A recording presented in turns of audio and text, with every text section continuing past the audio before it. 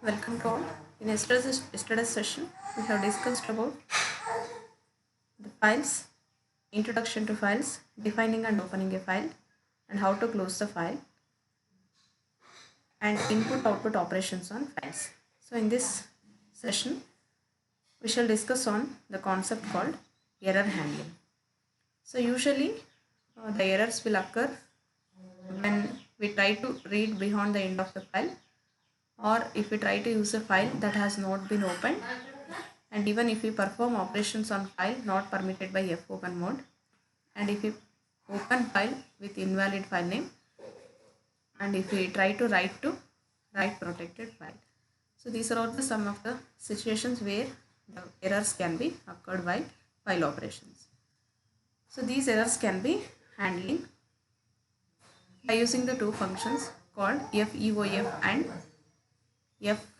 ferror.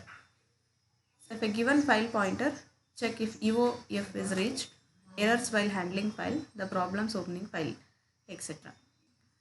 Check if EOF is reached by using the function FEOF. If EOF, it takes the file pointer as an input and it returns non-zero if all data read, and it returns 0 otherwise. The statement for this is like this: if FEOF of FP is a file pointer, then it prints the, and the next function is ferror. It takes file pointer as input and returns non-zero integer if error detected, else it returns 0. The statement for this is if ferror of fp is not equal to 0, printf, an error has occurred. If that is true, the error will occur. If that is false, there is no error. Okay, like this we can use feof and ferror functions in the error handling method. So let's see how to handle if the error while opening a file.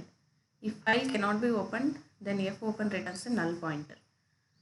It is always a good practice to check if pointer is null before proceeding. For that, the statement is fp is equal to fopen input dot comma read mode. Here input dot dat, it is a file name. It is opening in read mode. If fp is equal to null, printf file could not be opened. So like this, before opening any file, we need to check whether the fp is null or not. So next, let us come to the next concept, that is called command line arguments. That means within the main function we can pass the arguments. That method we call it as command line argument. That means we can give input to C program from command line. For example, program.c 10, name 1, name 2, etc. Then next, see how to use these arguments. Main int argc, character star argv of array. Here argc, it gives a count of number of arguments including program name. Then character of star argv, it defines an array of pointers to character or array of string.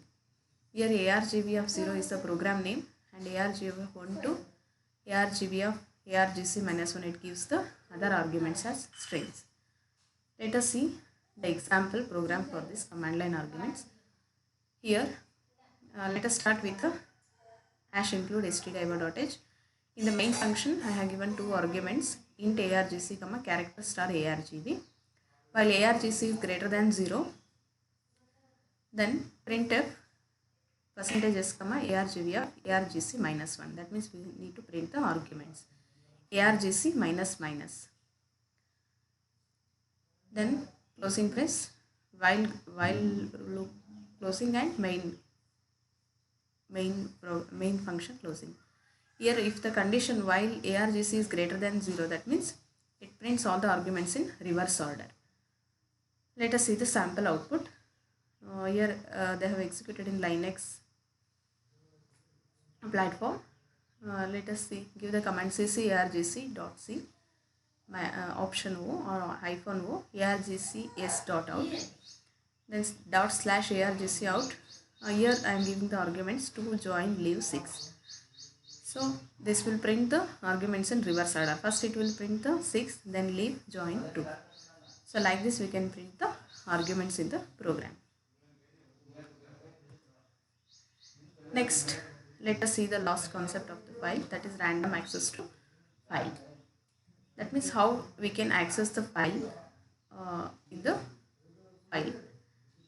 For example, it gives how to jump to a given position in a file without reading all the previous data. For example, if there is 1,000 lines or 1,000 pages of data, then it is not possible to read all 1,000 pages of data. So for that, we need to use the random accessing methods so that we can access any page that we require.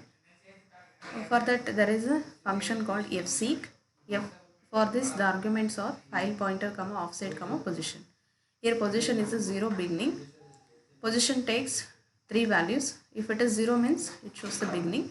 If it is 1 means it shows the current page. If we give position value as 2 means it shows the end of the file. Offset means number of locations to move from the position. That means if we give the offset value as 15 means if we are in position 0 means then the location will move to the position 15. Let us see one example for fseek. Fseek fp comma minus m comma 1. It moves back by m bytes from current position. For example, if we give fp comma m comma 0, then it moves to m plus 1 byte in file. So fseek of minus 10 comma f2 means, so it gives the end of the file. Okay. Then ftell of fp, it returns the current byte position in the file, and rewind of fp, it resets the position to starting of the file. So by using these three functions, that is fseek, ftell and rewind functions, we can access the files randomly. Thank you. This completes your file chart.